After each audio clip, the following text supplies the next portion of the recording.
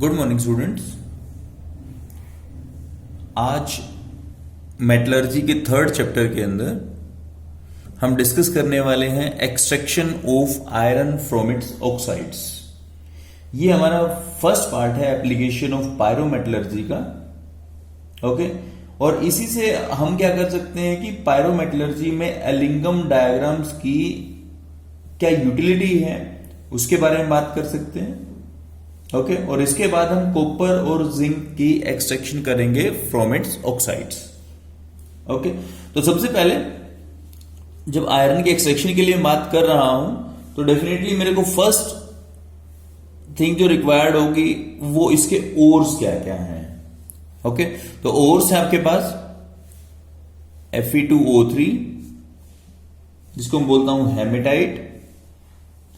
उसके बाद जो है मेरे पास हेमेटाइट, Fe3O4, मैग्नेटाइट। मेन तो ये और है मेरे पास। इसके साथ में Fe2O3 3H2O, लिमोनाइट बोलते हैं इसको। FeCO3 सिडराइड है मेरे पास, और FeS2 आयरन पायराइट बोलते हैं, और उसको फूल्स गोल्ड भी बोलते हैं क्योंकि गोल्ड की तरह क्या करता है, शाइन करता है। Okay, this one. ओके, तो ये ओर्स है मेरे पास जिसमें जहां से मैं मेटल को कन्वीनियंटली और इकोनॉमिकली एक्सट्रैक्ट कर सकता हूं। ओके, तो प्रोसेसेस वहीं से स्टार्ट होते हैं और वही जनरल प्रोसीजर फॉलो होंगे। जहां कुछ चेंज होगा वहां हम उसके लिए बात करेंगे। ओके, फर्स्ट स्टेप जो आपने पढ़ा था क्रशिंग एंड ग्राइंडिंग या क्रशिंग एंड पल्वराइजेशन, सेम उसी तरह होगा। ओके, जो क्रशर्स है मेरे पास। ओके, उसके बाद जो स्टैंप मिल से मैं क्या करता हूं, या जो हमारे पास मिल है जिससे उसको हम पल्वराइज करते हैं। ओके, तो वहां से क्या करता हूं कि बड़े बड़े जो पीसेस होते हैं रॉक्स के उनको मैं स्मॉल पीसेस में कन्वर्ट कर लेता हूं और फाइनली उसको पाउडर्ड फॉर्म में कन्वर्ट कर लेता हूं। ओके, सेकंड आता है कंसंट्रेशन ऑफ ओर। ओके, तो कंसंट्रेशन ऑफ ओर में जो मेथड्स मैं यूज करूंगा वो एक तो यूज हो सकता है कौन सा, ग्रेविटी सेपरेशन, क्योंकि मेरे को पता है iron is heavier as compare to impurities. तो होगा क्या कि जो क्रश्ड ओर है या पाउडर्ड ओर है उसमें अगर स्टीम ऑफ वाटर हम डालते हैं तो क्या होगा, लाइटर पार्टिकल्स, क्ले पार्टिकल्स जिसको बोलता हूं मैं, ठीक है, वो वॉश हो जाते हैं। ओके, जो और पार्टिकल्स जो मेटल के होते हैं वो हैवी होते हैं तो वो सेटल डाउन हो जाते हैं। ओके, अगर मेरे पास आयरन पायराइट है, सल्फाइड ओर है, तो उसके लिए मैं फ्रोथ फ्लोटेशन भी यूज कर सकता हूं। ओके, और क्योंकि मेरे को पता है कि आयरन का ओर है तो मैग्नेटिक होगा ही होगा, तो स्पेसिफिकली आयरन के ओर के लिए मैं मैग्नेटिक सेपरेशन भी यूज कर लेता हूं। ओके, तो इनमें से कोई भी मेथड जो है, जितने ज्यादा मेथड्स करेंगे उतना ही आपको यहां और कंसंट्रेट हो जाएगा। ओके, तो मेन ओर जो मेरे पास है वो ओर है Fe2O3 या Fe3O4। ओके, तो मैं इसकी प्योरिफिकेशन के लिए ही मेजोरिटी केसेस में बात करूंगा। ओके, तो फ्रोथ फ्लोटेशन जो है वो सिर्फ पायराइट के लिए है। ओके, इसके बाद क्योंकि ऑलरेडी ऑक्साइड है, जो ओर है और ऑलरेडी ऑक्साइड है, तो मैं यहां जो फॉलो अप करूंगा वो करूंगा कैल्सिनेशन। कैल्सिनेशन के वही पर्पज हैं जो पहले हमने डिस्कस किए थे। ओके, कंसंट्रेट ओर को क्या करूंगा, कैल्साइन करूंगा, means in limited supply of air.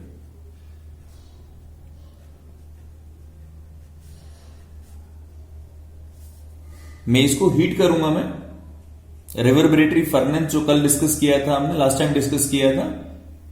Okay, calcination से क्या क्या होगा पहले बात कर चुके हैं इसके ऊपर। मॉइस्चर अगर होगा तो वो रिमूव हो जाएगा। ओके, अगर आपके पास सल्फर की इंप्योरिटीज हैं, अगर सल्फर की इंप्योरिटीज हैं तो लिमिटेड सप्लाई में क्या होगा, SO2 में कन्वर्ट हो जाएंगी। फॉस्फोरस की इंप्योरिटीज अगर हैं तो P4O10 में कन्वर्ट हो जाएंगी। आर्सेनिक की अगर इंप्योरिटी है तो AS2O5, ठीक है।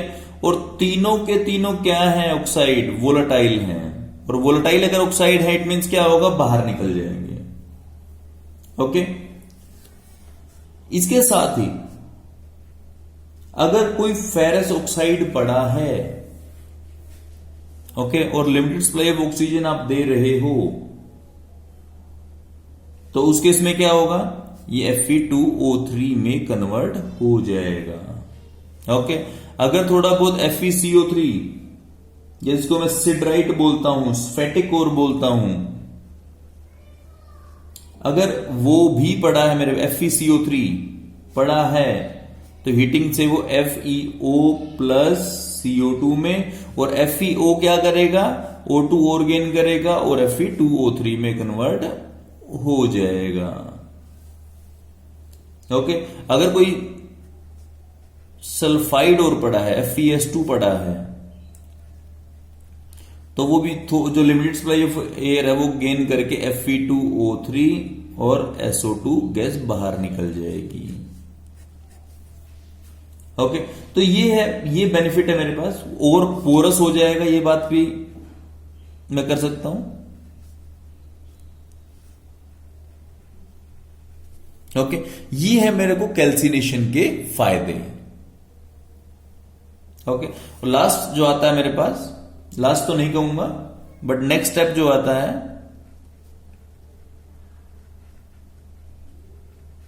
वो आता है स्मेल्टिंग।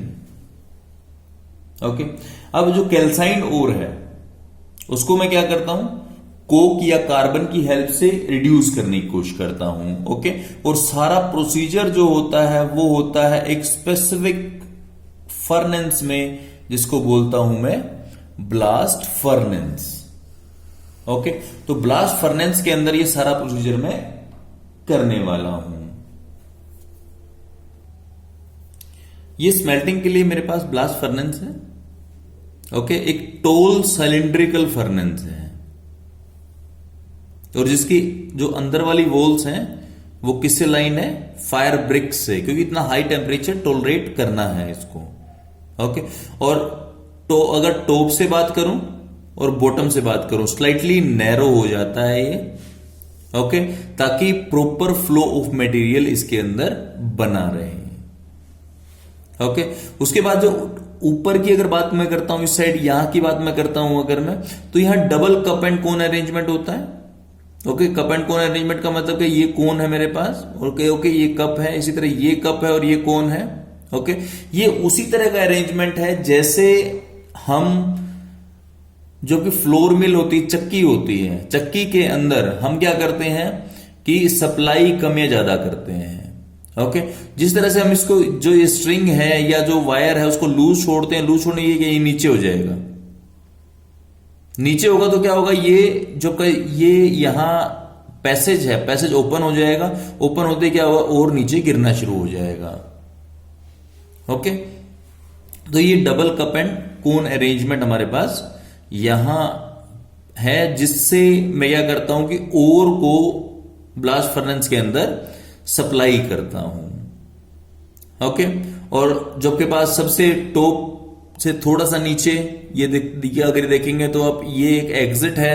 एग्जिट में क्या होगा कि यहां से जो गैसेस हैं वो यहां से गैसेस बाहर निकल सकती हैं, जो एक्स्ट्रा गैसेस हैं, या उसको कहते हैं एग्जॉस्ट गैसेस बोलता हूं मैं। ओके, बॉटम के ऊपर बात करता हूं, ये हमारे पास 2 एयर्स है।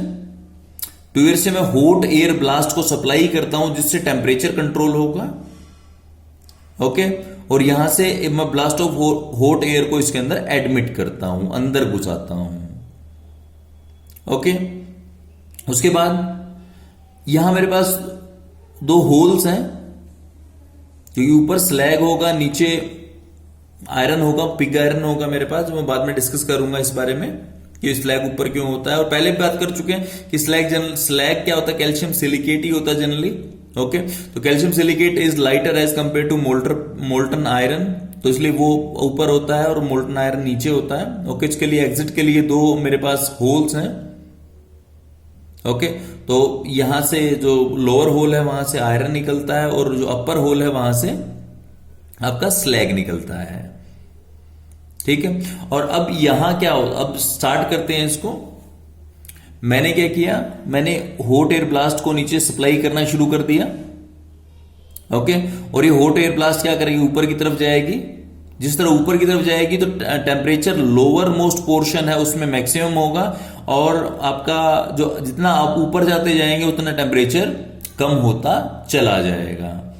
ओके, अब जो ओर है आपके पास, यहां अकेला प्योर ओर सप्लाई नहीं किया जाता।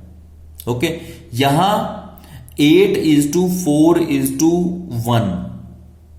ओके, मैं बात करता हूं 8:4:1 के रेशो के अंदर मैं 8 रेशो होता है ओर का, 4 जो रेशो होता है वो होता है कोक का, और 1 रेशो होता है आपके पास लाइमस्टोन के लिए। इस रेशो के अंदर हम क्या करते हैं कि हम इंसर्ट करते हैं ओर को कप एंड कोन अरेंजमेंट के अंदर। ओके, और नीचे से हॉट एयर तो आ ही रही है। ओके, तो हॉट एयर क्या करे, टेम्परेचर मेंटेन करेगी, ऊपर से और आपका नीचे की तरफ गिरेगा। ओके, अब जो ऊपर से ओर के अंदर कोक मिक्स किया 4 पार्ट्स हमने, वो 2 रोल प्ले करता है। रोल क्या क्या होगा, फर्स्ट वो जिस तरह से नीचे गिरेगा, नीचे और हॉट एयर के कांटेक्ट में आएगा तो उस कोक की बर्निंग होगी, क्या बनेगा, CO2, और साथ में मेरे पास हीट निकलने वाली है वो -393.5 किलो जूल पर मोल। ये रिएक्शन आप पढ़ चुके हो।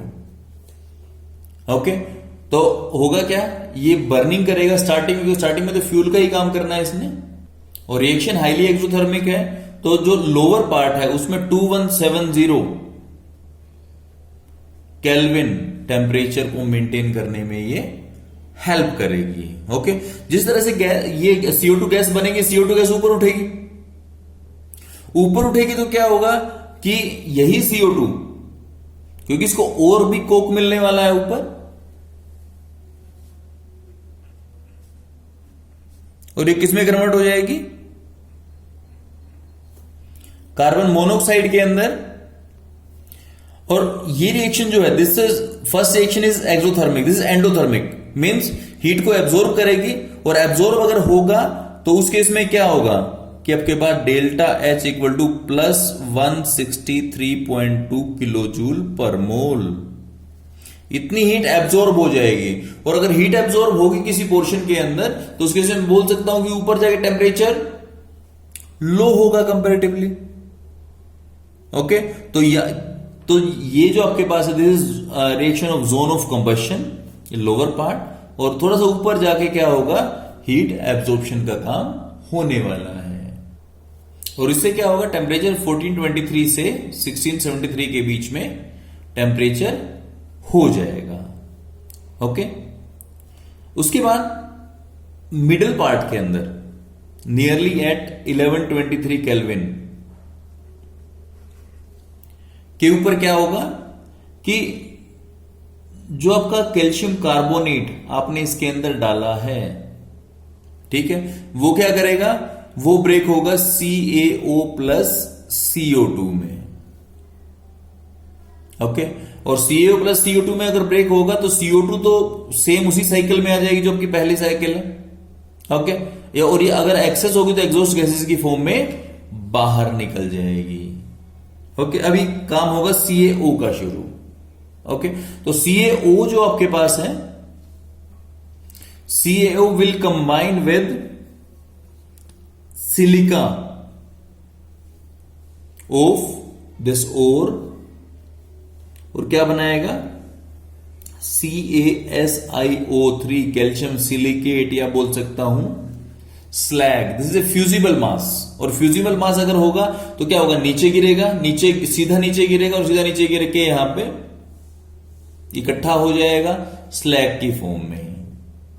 ओके, तो ये जो हमने CaCO3 डाला था, this is acting as a flux. Okay, और जो SiO2 है, this is acting as a gangue. तो यहां से मैं स्लैग बना लेता हूं। ओके, अब इसके बाद आता है मेरे पास रिडक्शन जोन, जहां रिडक्शन होनी होती है। ओके, तो इससे पहले हम डिसाइड करेंगे एलिंगम डायग्राम से कि मेरे पास रिड्यूसिंग एजेंट कौन सा अच्छा हो सकता है जो मेरे पास अवेलेबल है। ओके, क्योंकि मेरे पास एक लेवल है जिसमें लोअर लेवल के अंदर टेम्परेचर मैक्सिमम होता है, और जो अपर लेवल है उसमें टेम्परेचर कम रहता है। ओके, तो उस केस में मेरे पास कार्बन कब रिड्यूसिंग एजेंट काम करने वाला है, और कार्बन मोनोऑक्साइड रिड्यूसिंग एजेंट कब काम करेगी, इस बारे में मैं डिस्कशन करना चाहता हूं, और उसको मैं रिजोल्व आउट करने की कोशिश करूंगा। किससे? एलिंगम डायग्राम से। ये एलिंगम डायग्राम का मैंने कुछ पार्ट उठा लिया है। ओके, इसके अंदर मेरे पास क्या है, ये अगर बात मैं करता हूं, ये कर्व जो है वो है कार्बन मोनोऑक्साइड के ऑक्सीडेशन के लिए, ये कर्व है मेरे पास Fe के ऑक्सीडेशन के लिए, और ये कर्व है मेरे पास कार्बन के ऑक्सीडेशन के लिए।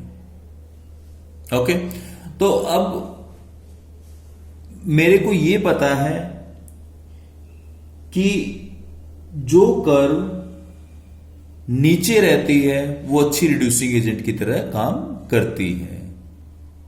ओके, तो अब मेरे पास 1073 केल्विन तक, जिस डायग्राम में क्लियरली देख पा रहा हूं मैं, 1073 केल्विन तक कार्बन मोनोऑक्साइड का ऑक्सीडेशन आसानी से होता है as compare to iron.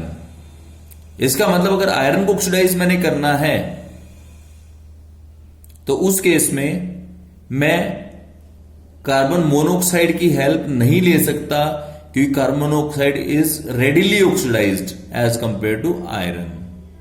Okay, और इस रिएक्शन को रिवर्ट कौन कर सकता है, ये कर सकता है। मींस अगर मैंने FeO का ऑक्सीडेशन करना है, सॉरी रिडक्शन करना है, तो 1073 केल्विन तक मैं कार्बन मोनोऑक्साइड की हेल्प ले सकता हूं, क्योंकि carbon monoxide is good reducing agent. Okay, और कार्बन का ऑक्सीडेशन तो बहुत ऊपर है, ये एक अच्छा रिड्यूसिंग एजेंट यहां पे काम नहीं कर पाएगा। बट एट 1073 केल्विन ये कर्व एक दूसरे को क्रॉस करती हैं। ओके, और 1073 केल्विन से के ऊपर मेरे पास क्या है, carbon now can act as a good reducing agent. Means 1073 के ऊपर तो कार्बन अच्छा रिड्यूसिंग एजेंट काम करेगा, और 1073 के नीचे मेरे पास कार्बन मोनोऑक्साइड एक अच्छा रिड्यूसिंग एजेंट की तरह काम करने वाला है। ओके, तो इसी को बेस लेकर मैं क्या करता हूं कि जो लोअर जोन है, जहां 1073 केल्विन से हाई टेम्परेचर है, वहां तो मेरा coke as a reducing agent काम कर रहा है। ओके, और जो अपर रीजन जहां 1073 केल्विन से कम टेम्परेचर है, वहां carbon monoxide as a reducing agent काम करेगा। तो जोन ऑफ रिडक्शन में क्या होगा मेरे पास, अब मैं बात कर रहा हूं अपर पार्ट ऑफ फर्नेस के लिए, जहां टेम्परेचर 500 टू 900 केल्विन के बीच में है। ओके, वहां क्या होगा, Fe2O3 हेमेटाइट कंबाइन किससे करेगा? CO से। टेम्परेचर मेरे पास है 573 टू 673 केल्विन के बीच में, और कन्वर्ट हो जाएगा Fe3O4 प्लस CO2 के अंदर। ओके, अब ये Fe3O4 फिर से रिड्यूस होगा किससे? CO से, और कन्वर्ट हो जाएगा Fe प्लस CO2 के अंदर। ओके, ये तो Fe2O3 का एक साइकिल हो गया। ओके, दूसरा साइकिल क्या है? Fe2O3 सीधा कंबाइन करेगा CO के साथ। टेम्परेचर रेंज क्या रहेगी? थोड़ा हायर रहेगा, 773 टू 873 केल्विन, और यहां से बन जाएगा FeO प्लस CO2। ओके, अब FeO अगर लोअर जोन में आएगा, अगर क्योंकि पार्ट हैवी है, ओके, तो अगर मिडिल पार्ट के अंदर आता है तो FeO क्या होगा? FeO will combine with carbon to produce Fe and CO। Okay, ये आपके पास है ग्रेटर देन 1073 केल्विन, क्योंकि यहां carbon as a reducing agent काम करेगा आपके पास। ठीक है, इसी तरह से अगर लोअर पोर्शन के अंदर आपके पास Fe2O3 पड़ा है, तो वो भी कार्बन से कंबाइन करे और क्या बनाएगा? Fe plus CO। ये CO गैस है, तो ये अपर पोर्शन में उठेगी ऊपर की तरफ, और ऊपर की तरफ उठेगी तो क्या होगा? आपका जो है ऊपर जाके फ्री रिड्यूसिंग एजेंट की तरह काम कर सकती है।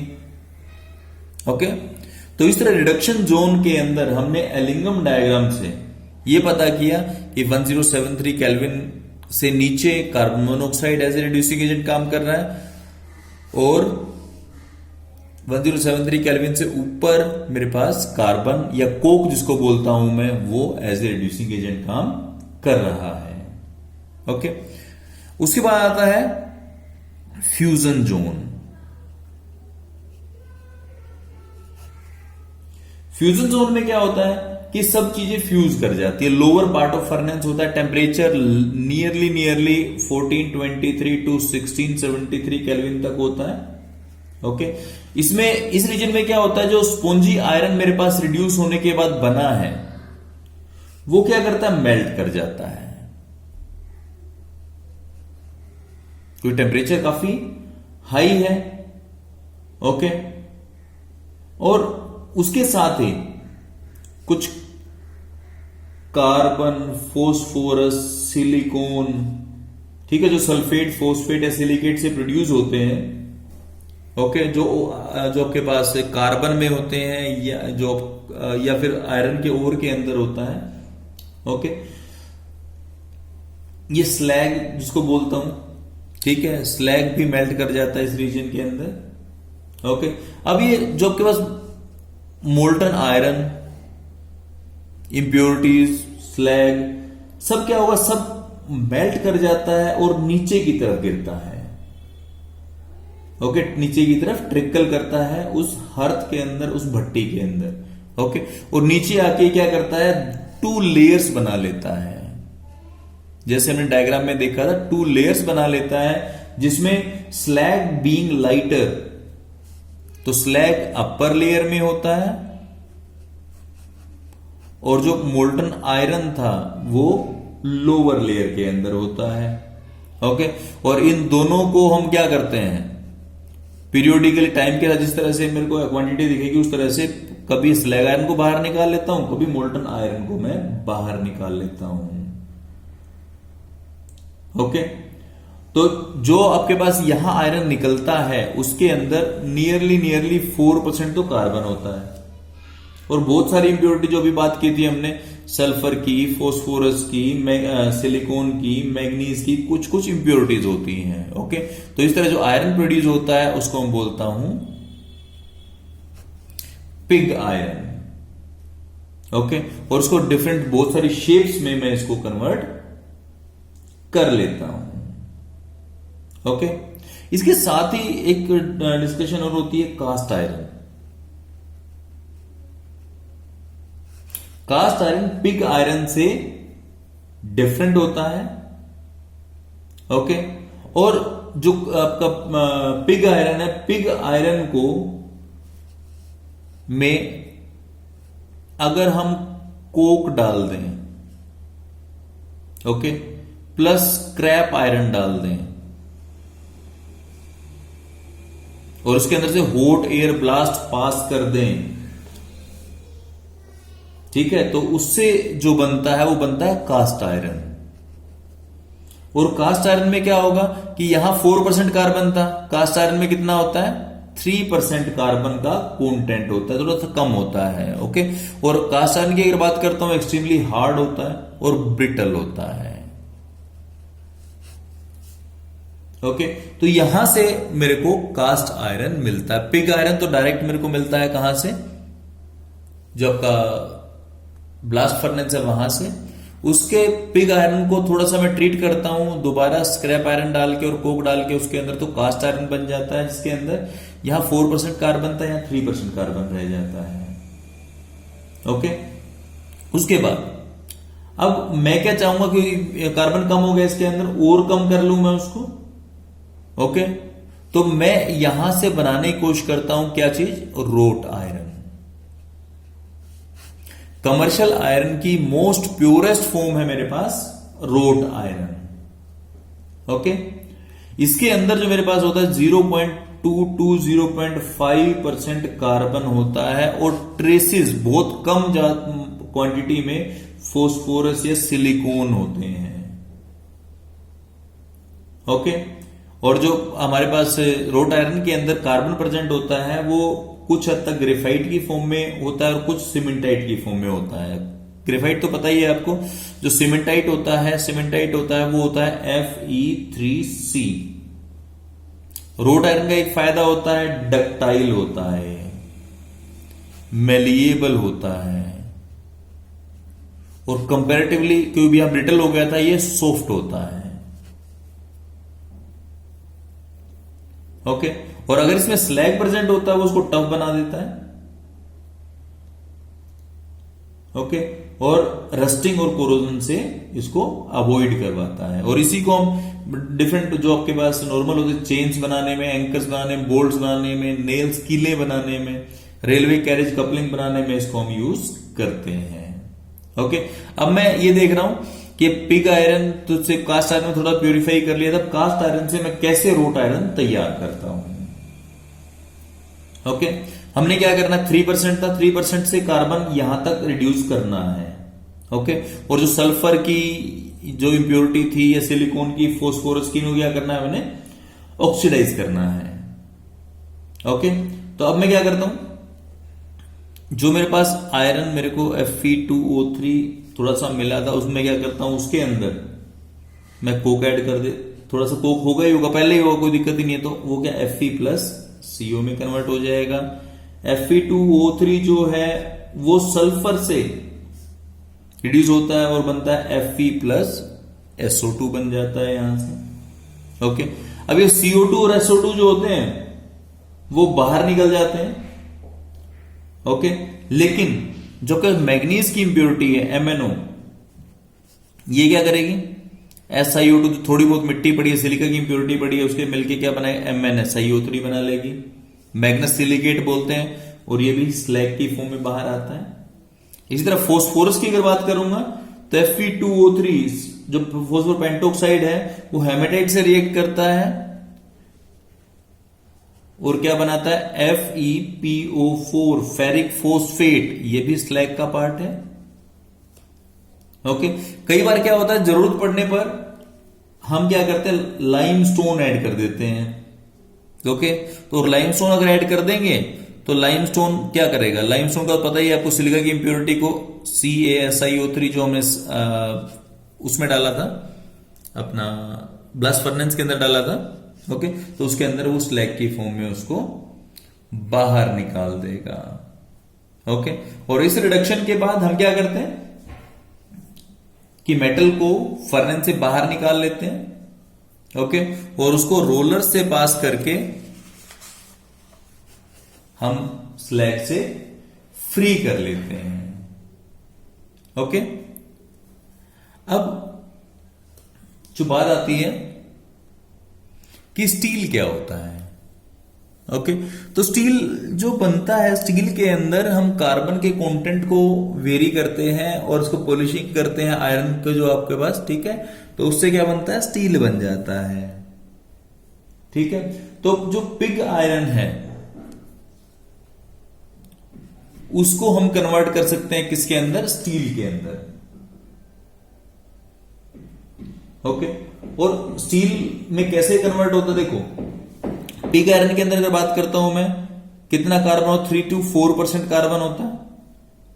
ओके, 4% मैंने बात की थी पहले, उसको मैंने रिड्यूस करना है 0.05 to 1.5% तक कार्बन को। ओके, उसके बाद फोस्फोरस, सल्फर, मैग्नीज की इंप्योरिटी जो पिग आयरन के अंदर हैं, उसको मैंने क्या करना है, वोलेटाइल ऑक्साइड्स में कन्वर्ट करना है, जिससे ये बाहर निकल जाए। ओके, या फिर दूसरा जो मेरे पास स्लैग फॉर्मेशन, मींस मेरे को तो किसी भी तरह बाहर करना है, चाहे वोलेटाइल ऑक्साइड की फॉर्म बाहर निकले, चाहे स्लैग की फॉर्म में बाहर निकले। ओके, और इसी के अंदर क्या करना है मैंने, अब इसकी जो बचा हुआ होगा उसका एलोइंग कर देनी है, एलोय बना देना है, किसके साथ, क्रोमियम, निकल, मैग्नीज, वेनेडियम, मोलिब्डेनम और टंगस्टन के साथ। ओके, और उस जो डिजायरेबल प्रॉपर्टीज होंगी उसके अकॉर्डिंगली मैं उसको बना लेता हूं। ओके, बहुत सारे प्रोसेस है वैसे तो, बट मैं जो करता हूं बेसेमर प्रोसेस मेरे पास बेस्ट टाइप में है, बेसेमराइजेशन इसको बोलता हूं मैं। ओके, तो उसके अंदर मेरे पास हर्थ होती है, इलेक्ट्रिक आर्क फर्नेस जिसको मैं बोल सकता हूं। ओके, तो उसमें स्टील को प्रोड्यूस किया जाता है। ओके, और जो मेथड जनरली प्रोड्यूस किया जाता है वो BOP होता है आपके पास, इसको मैं बोल सकता हूं बेसिक ऑक्सीजन प्रोसेस। ओके, तो इस मेथड से लगभग मैं जो स्टील है, स्टील को प्रोड्यूस करता हूं। ओके, अब क्या करते हैं कि जो फर्नेस होता है, फर्नेस को मैं चार्ज करता हूं किससे, पिग आयरन से, क्योंकि पिग आयरन मेरे को डायरेक्टली ब्लास्ट फर्नेस से मिलता है। ओके, और उसके अंदर मैं क्या करता हूं, लाइम ऐड कर देता हूं और प्लस साथ में प्योर ऑक्सीजन उसके थ्रू पास करता हूं, बेसेमर कन्वर्टर के थ्रू में। ठीक है, और स्पीड काफी हाई होती है। ओके, अब क्या होगा, ऑक्सीजन क्या करेगा, ऑक्सीजन मेटल में पेनिट्रेट करेगी और उसके जितने मेटल के जो मेटल तो नहीं कहूंगा मैं जो ये आपके पास सल्फर इंप्योरिटीज के को क्या करेगी, उन सबको ऑक्सीडाइज कर देगी। कैसे ऑक्सीडाइज करेगी, कार्बन को C+O2 CO2 में कन्वर्ट कर देगी। ओके, Fe जो प्रेजेंट होगा उसको FeO में कन्वर्ट कर देगी। ओके, और FeO जो बनेगा वो सिलिका से कंबाइन करके Fe+SiO2 बना लेगा। ओके, या FeO जो बनेगा वो Mn के साथ ज्वाइन करके Fe+MnO बना लेगा। ओके, तो आयरन तो फिर से निकल गया, लेकिन ये इंप्योरिटी प्रोड्यूस हुई। अब मैं क्या करूंगा, ये इंप्योरिटीज क्या करेंगी, FeO+SiO2, FeSiO3 और MnO के साथ अगर यही कंबाइन कर जाए MnSiO3। ओके, ये क्या बन गया, स्लैग बन गया मेरे पास। ओके, इसी तरह से अगर फोस्फोरस की बात करता हूं तो फोस्फोरस किसमें कन्वर्ट हो जाएगा, P4O10 में, और जो मैं बात कर रहा था कि एडिशनल थोड़ा बहुत मेरे को लाइम ऐड करना पड़ सकता है, वो कंबाइन करेगा इसके साथ में और बनेगा Ca3PO4 का होल ट्वाइस। ये भी क्या है, ये भी स्लैग ही है। ओके, तो इस तरह से मोस्टली जो आपके पास इंप्योरिटीज हैं उसको मैं बाहर निकाल देता हूं। ओके, और इसके अंदर जो एलोइंग एलिमेंट्स हैं, क्रोमियम, निकल, मैग्नीज, जैसी प्रॉपर्टी मेरे को चाहिए उसके अकॉर्डिंगली मैं डिजायरेबल अमाउंट्स में इनको ऐड कर देता हूं। ओके, अब बात ये आती है कि ऑक्सीजन का फायदा क्या हुआ मेरे को। सबसे अच्छी बात तो ये प्रोसेस को फास्ट कर देती है। ओके, और लगभग 40 मिनट्स में मैं 300 टन ऑफ स्टील प्रोड्यूस कर सकता हूं, इतना फास्ट कर देती है। ओके, और दूसरा जो है ये प्योर प्रोडक्ट प्रोड्यूस करती है। ओके, और सरफेस जो स्टील है, स्टील के सरफेस के ऊपर कोई भी नाइट्राइड नहीं होता। ओके, तो इसी फायदा ये होता है कि उसकी रस्टिंग मतलब इजीली नहीं होती। ओके, तो ये आपके पास क्या था, ये आपके पास है extraction of iron from its oxide या फ्रॉम इट्स ओर बोल सकता हूं मैं इसको। ओके, तो ये काफी डिटेल में डिस्कस किया है हमने, और रीजन भी ये है कि काफी इंपॉर्टेंट भी है ये, और इसको समझना भी जरूरी है। ओके ओके, आज के लिए इतना ही। Thank you and have a nice day.